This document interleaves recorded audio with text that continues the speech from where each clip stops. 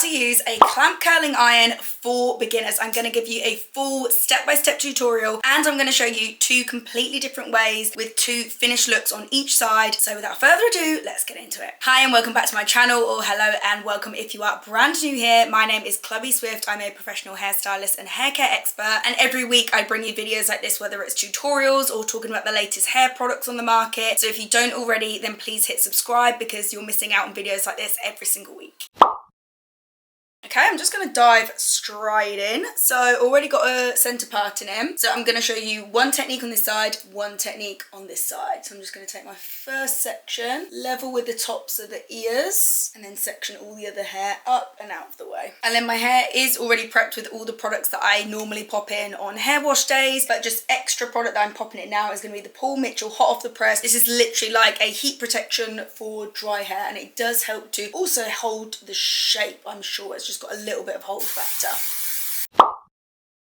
So on this side, what I'm going to show you is like, I guess, the most classic way of using a clamp curling iron, and that's to flat wrap the hair around the barrel, and then this way you're going to get that perfectly formed, round, bouncy ringlet shape. Open the arm of your tong. I'm probably going to call it switch between tong and iron. I like to call them both. I know everyone in the US calls it a curling iron. In the UK, we call it a curling tong. So if I flick between the two, that is why I tend to just call it both. This part I call the arm. Some of you might call this the clamp, the lever, and again I might just refer to it to all three as we're using this tutorial, but for now I'm going to call it, let's call it the arm. So you want to keep this arm open, and then we're actually going to hold our curling iron kind of like, yeah, pretty much like upside down. And then if you want the curls going away from your face, so I want my curls going backwards here, I'm actually going to place the curling iron behind my hair here. And then with that first wrap, what I want to do is make sure I'm pushing that hair right up to the base of the curling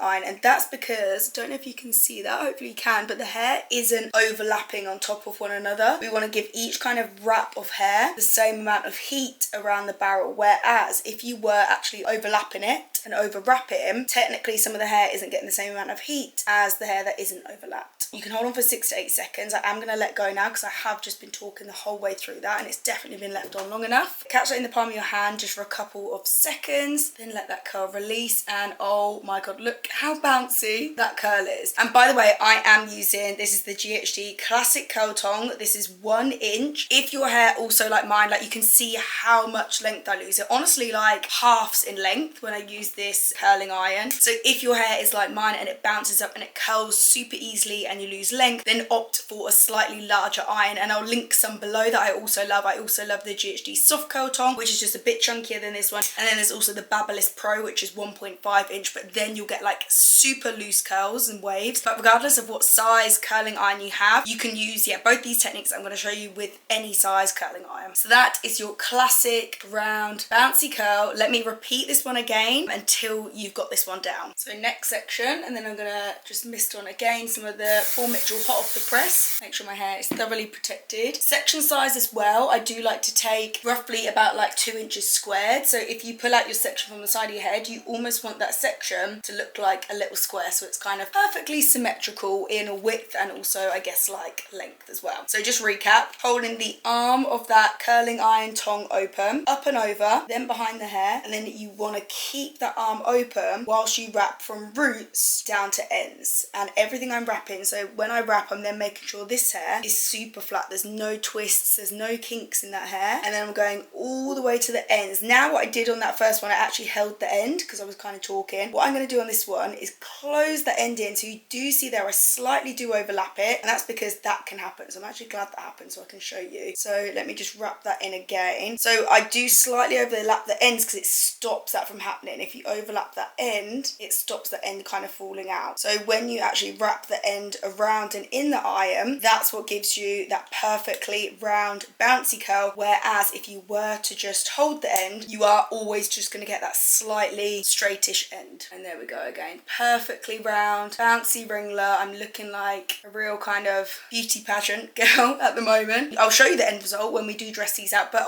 don't let these fool you. These are going to look so different when we do dress them out, and they're gonna like form beautifully, and yeah, they're definitely gonna soften. But for now, we just want to kind of leave them as they are, and they're perfect little sausages. Let me just recap that one last time, I think, on one more section. So heat protection, arm open, up and over, start at the roots, push it all the way up, and then wrap. And actually, I'm going to work a little bit quicker now, so you can see like the normal pace I'd work with. When we get to that little end where you feel like you don't want to burn yourself, overlap that slightly so it tucks the end in. Kind of want to glide and wrap down to really include that end. Wrap back up so you're really sitting right on the root here, because we don't want a root drag where you've kind of got that flat root area. 6 to 8 seconds. If your hair is really thick or really long, definitely go for 8, but honestly there's no need to hold your hair on a tong like this. This works at 185, or if you're in Fahrenheit, that's 365. When we're dealing with temperatures like that, you definitely don't really want to be holding it on for any longer than 8. It's honestly plenty. So yeah, it's not really going to do any much difference if you hold it on for like 12 compared to 8. It's honestly been proven. So yeah, always remember 8 is kind of like your max. As you can see, super round, bouncy, classic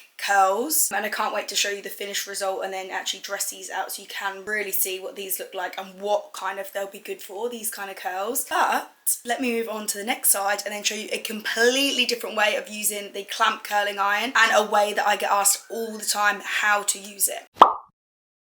Okay, now on this side we're doing like my go-to way of using a clamp curling iron, and it's to create a much looser look, kind of more like a soft loose beachy wave. So holding the iron completely differently, we're going to hold it kind of vertically pointing upwards towards the ceiling. Again, have the arm, that lever open, and then you want to come up and underneath, so you're placing that hair in between the iron and then the arm. And then as soon as we close this arm, so it's kind of not making any mark at the moment and I've not actually placed it on, but as soon as we close the arm, boom, I'm getting that turn in straight away. And you want one full turn, and you know it's a full turn because then that silver part, or the arm, or just whatever curling iron you're using, that's going to be facing the mirror again. Then glide down just a little bit so you have some room here, and then unhook underneath, and then one full wrap again. So again, you know it's a full wrap because you can see that silver part in the mirror again.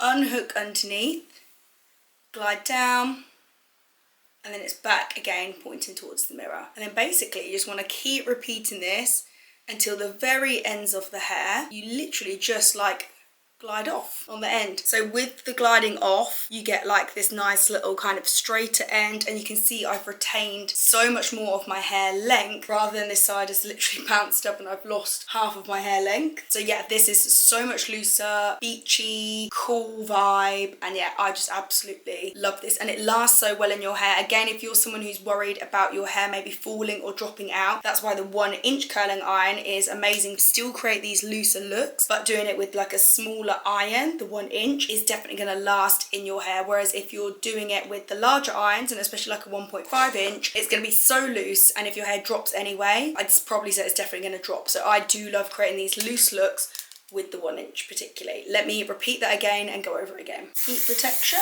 So holding your tong vertically pointing upwards, and you come up and underneath to place the hair in the middle, and then as soon as you close, you get that turn in straight away. So you want to drop the end of the hair, wrap round once. So here, especially because I'm close to the ear, you just want to make sure you glide down a little bit so you actually have room to then unhook, or else you're going to risk kind of burning your ear or burning the side of your face. And then just pause here just for, like, honestly, just for a moment. That's why, oh, I've glided off the end a bit too quickly there. But actually, I mean, if you do really want those really quite straight, loose ends, you can literally just glide off and you don't have to spend much time on the ends. But I do like to make sure the wave is consistent throughout, so I will like pause the same amount of time on each like crest of the wave. I'm gonna repeat that one again one more time.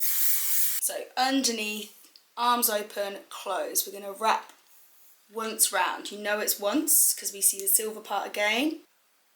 Unhook underneath. So just always remember, unhook underneath. The main part I feel like people get confused about with this technique is where they're actually unhooking the hair to, and they start to almost like go backwards, but you're literally just always going in the exact same direction. So with this side, you're always unhooking underneath, so it's technically, it's just going, imagine the end of your iron it's just always drawing little mini circles. That's how you just imagine it. And again, if you were doing it on this side, just remember, unhook underneath, it's the same. So you're going underneath that way. Whereas I think some people can just get a bit flustered and they just forget which way they're doing it. The main tip I would give when you're doing this technique, if it's really flustering you and you can't get around your head like what the actual movement is, please, before you actually turn the iron on, just practice it completely with the tool off, so you've actually got the movement down and you understand what you're doing with the actual hand and the hand movements. So two completely different ways how you can use a clamp curling iron, but this is the exact same tool, so it's still the 1 inch. So we've got our super classic curly bouncy curls on this side, and then super loose elongated, they're going to be waves on this side. So again, I'd probably say that's the difference. These are curls, but again, depending how you dress them out, you can definitely dress them out into waves, but we've really got curls and then waves. That's the main difference. But yeah, I definitely find they're the two main techniques I'm asked for the most, how you can use an iron like this. And actually, I'm still going to link below in my description box, because I do have a video where I think I show like 4 different ways how you can use a curling iron like this. But just to give you guys 2 full finished looks, I've just thought in this video I'm going to put kind of the most popular looks and the most popular ways and requests I get asked to use it. So without further ado, I'm just going to finish both of these sides. I'll pop some little music on, you can watch me speed through the rest, and then we'll dress out the final looks.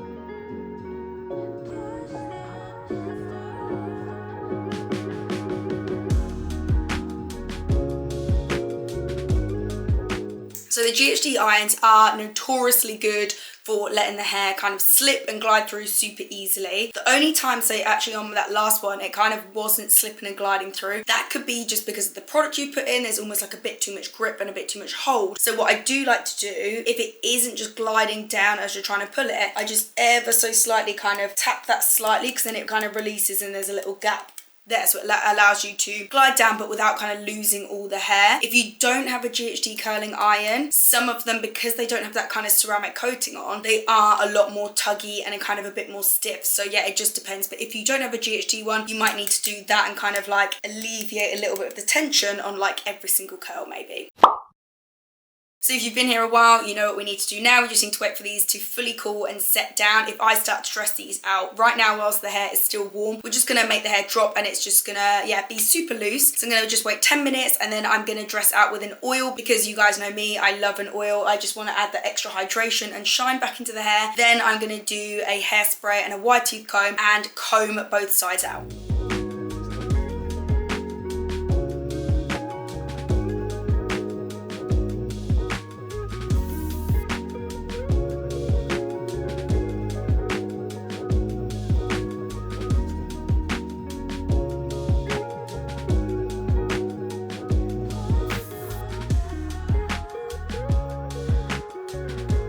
So by applying those products, definitely the oil is obviously going to add shine and smooth and yeah, reduce any flyaways, and definitely spraying the hairspray onto your comb before you then dress it out is also going to reduce those flyaways, remove any static from the hair. So long as you're applying products before you comb, don't be scared to comb or brush your curls out. And honestly, just look at those results. I absolutely love them.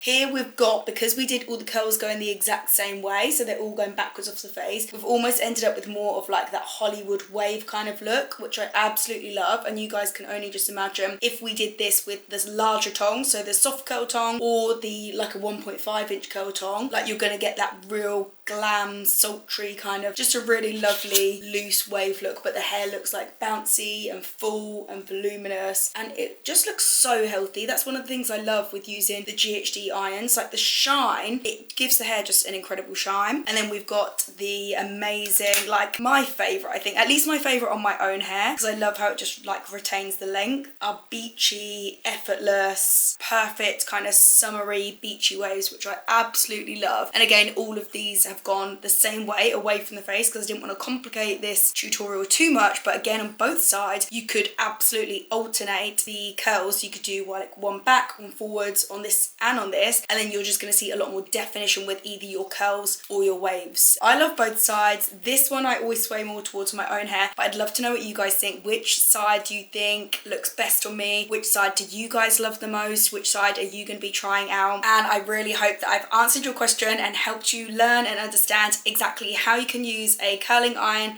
with a clamp. If you like this video or learn anything new, I'd really appreciate it if you could give it a little thumbs up, and please subscribe because I post videos like this every single week. And if you do subscribe, I'll be seeing you next week for another one of my videos.